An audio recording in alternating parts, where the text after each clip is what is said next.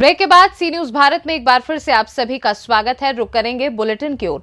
इस बुलेटिन में बात होगी कन्नौज की, जहां छिबरा मऊ में तेज रफ्तार ट्रक ने कार को मारी टक्कर। साथ ही चर्चा होगी मथुरा की, जहां फरहर क्षेत्र में रेलवे ट्रैक पर शव मिलने से मचा हड़कंप। और बात होगी मुरादाबाद की, जहां बिलारी में प्रदेश स्तर की व्यापार मंडल की बैठक का हुआ आयोजन। इन तमाम खबरों पर होगी विस्तार से चर्चा। खबर गुजरात से चुनाव के बारे में घोषणा की गई। दाहोद जिले के केंद्रीय मंत्री बसुभाई खाबड़ उपस्थित रहे और गरबाड़ा के विधायक महेंद्र भाबोर मौजूद रहे।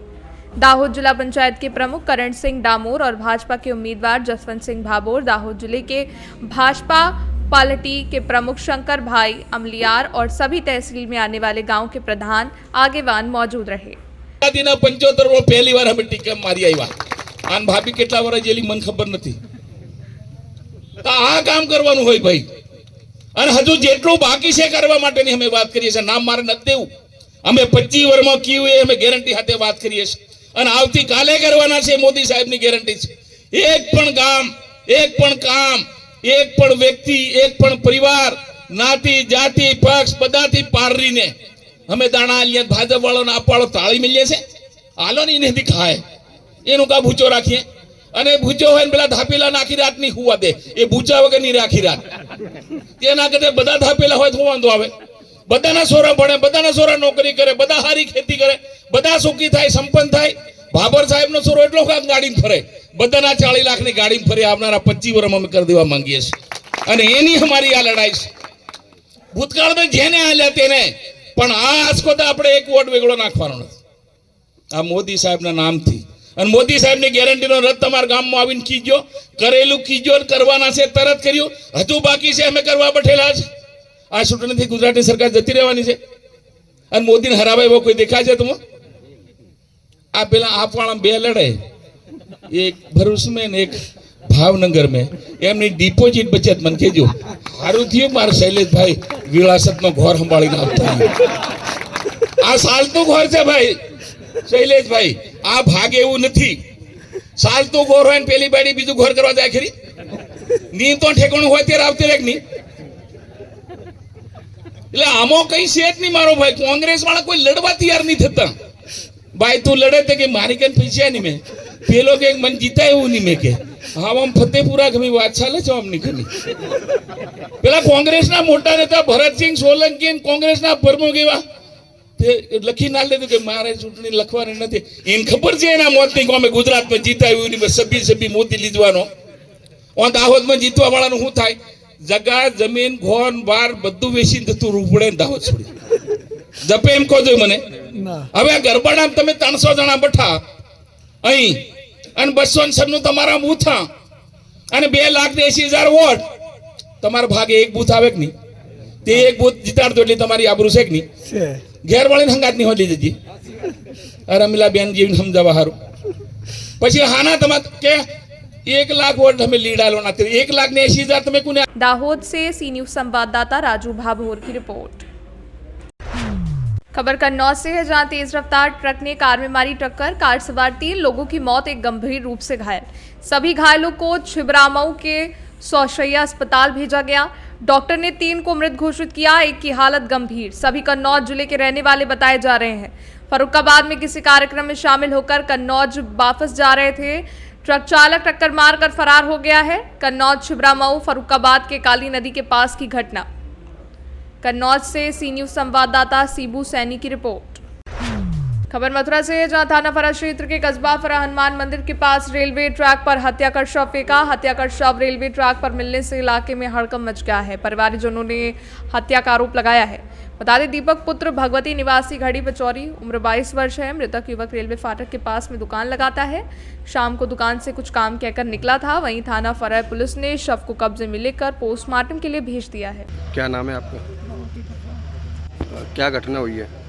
घटना जी भैया सब मैं ड्यूटी गाड़ी करके जाऊँ तो वो मुझसे बोला कि पापा मैं टॉयलेट कर रहा हूँ 8:30 बजे की बात हुई।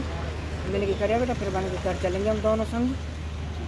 फिर उसके बाद मैंने थोड़ी देर मैं मोबाइल में रामायण देखा था। फिर नेक्स्ट देर बाद मैंने फ़ोन करो तो फ़ोन घंटी जाए फिर फ़ोन नहीं उठाए और फिर रात को हमने डोले फिर घर गए और फिर और लड़का ने लेके आया और दोनों तीनों लाइन देखी। तो मैं बस स्टैंड स्टेशन में आऊँ, इधर उधर सब रहा हूँ, देखी हमें तो कहीं नहीं ठीक आ गया। क्या लगता है किस तरीके की आशंका है? कि तो सुबह के किसी ने मारा है सर, इसमें ले गाड़ी से तो नहीं मारा। क्यों सवेरे के फैसला लाश है जब 2 बजे, तो हम आते ही जब 2 बजे लाश है 3 ही बजे तक वहाँ पे आगे तक, और कई लड़का गए हम 3-4 जने देखने, पूरी रात से डोले। क्या लगता है आप लोगों को? तो किसी ने मारा है। मथुरा से सी न्यूज़ संवाददाता वेद प्रकाश सारस्वत की रिपोर्ट। खबर मुरादाबाद से है, जहां के बिलारी में पिछले काफी समय से व्यापार मंडल को लेकर उतार चढ़ाव चल रहा था, जिस वजह से बिलारी व्यापार संगठन में मजबूती से किसी जगह पर खड़ा नहीं हो पा रहा था। उसी को देखते हुए बिलारी नगर के सभी व्यापारी अपने व्यापार मंडल के प्रदेश अध्यक्ष से अपनी समस्या प्रदान की, जिसको देखते हुए व्यापार मंडल प्रदेश अध्यक्ष ने व्यापारियों की शिकायत को ध्यान में रखते हुए इस समस्या का समाधान किया। आज के दिन व्यापार मंडल प्रदेश अध्यक्ष और प्रदेश उपाध्यक्ष की मौजूदगी में पश्चिमी उत्तर प्रदेश के व्यापार मंडल से जुड़े सभी पदाधिकारियों की मौजूदगी में बिलारी नगर में नए व्यापार मंडल का गठन किया गया है। व्यापार प्रदेश अध्यक्ष द्वारा मीडिया से बात करते हुए बताया गया कि बिलारी का व्यापार मंडल संगठन अब हर एक उससे व्यापारी के साथ खड़ा है जिस संगठन की जरूरत है। लगातार बिलारी में व्यापार संगठन सफल हो रहा था, जिसको देखते हुए हमारी मौजूदगी में व्यापार से संबंधित कई पदों पर नियुक्ति की गई है। ये युवा व्यापार संगठन को आगे ले जाने का कार्य करेंगे और हमारी तरफ से अपने युवा व्यापार मंडल को पूर्ण सहयोग करेंगे। कार्यक्रम के मध्य व्यापारियों के बीच पहुंचे व्यापार मंडल के संरक्षक भाजपा संभल लोकसभा प्रत्याशी परमेश्वर लाल सैनी। सभी व्यापारियों ने भाजपा प्रत्याशी परमेश्वर लाल सैनी का फूलमाला पहनाकर स्वागत किया। वहीं परमेश्वर लाल सैनी ने कहा कि मैं किसी भी पार्टी के बाद में पहले एक व्यापारी हूं और अपने व्यापारी भाइयों के साथ हमेशा कंधे से कंधा मिलाकर खड़ा रहूंगा। साथ ही परमेश्वर लाल सैनी ने कहा, मैंने जीवन में संघर्षों के साथ बहुत उतार चढ़ाव देखे हैं और एक समय पर साइकिल से ही अपनी चाय स्वयं बेची है। मैं ये कहूँगा कि व्यापारी सम्मेलन में मैं आज आया था। हमारी सरकार केंद्र की हो चाहे प्रदेश की हो, व्यापारियों के हित में हर समय तैयार रहती है, व्यापारियों के लिए खड़ी है बिल्कुल। हर उनके सुख सुविधा के लिए, उनके लिए कठिन कोई भी काम हो उसके लिए व्यापारियों के लिए हित में हर समय काम करती है केंद्र गवर्नमेंट और प्रदेश सरकार। आज व्यापारियों की बैठक हुई और आपको कैसा लगा और आपने अपनी तरफ से संदेश? मैं भी व्यापारी हूँ, व्यापारी हो इस ये व्यापार संघ का मैं शुरू में बहुत काम किया मैंने, तो मुझे बुलाया व्यापारियों के नाते, तो मैं आया और सबसे मैंने निवेदन किया कि इस बार मोदी सरकार को बाद जब कोई संगठन बिखर जाता है तब लोग, सरकार और कर्मचारी उनके खिलाफ हो जाते हैं और व्यापारी अकेला पड़ के कुछ भी नहीं कर पाता। पश्चिमी उत्तर प्रदेश उद्योग व्यापार मंडल एक हमारा ऐसा संगठन है जो सारे व्यापारियों को एक मंच के नीचे लेके आया है। बिलारी में बहुत टाइम से एक ऐसे व्यापार मंडल की ज़रूरत थी जो सारे व्यापारियों का साथ दे, सबकी समस्याओं को समझे और उन समस्याओं को हल करने के लिए सबको इकट्ठा करके, चाहे वो हमें अधिकारी से लड़ना पड़े, चाहे हमें सरकार से लड़ना पड़े, चाहे हमें किसी भी जगह जाना पड़े, सरकार व्यापारियों के हित के लिए ही बनी है। लेकिन कुछ हित जो सरकार व्यापारियों को देना चाहती है, कुछ लोगों की वजह से, सरकारी अधिकारी हों या कोई भी समाज में गलत तत्व जो व्यापारी का उत्पीड़न करना चाहता है, हम उसके खिलाफ हैं। हम बढ़ चढ़ के एक होके इन सब का सामना करेंगे और आपसे सबसे वादा करता हूं कि पश्चिमी उत्तर प्रदेश उद्योग व्यापार मंडल ने जो मुझ पर विश्वास जताया है, पिछले 5 साल से मैं नगर की युवा टीम का अध्यक्ष था, अब उन्होंने मेरे कार्यों को देखते हुए मुझे जिले में युवा अध्यक्ष के रूप में चुना है और मैं वादा करता हूं सबको।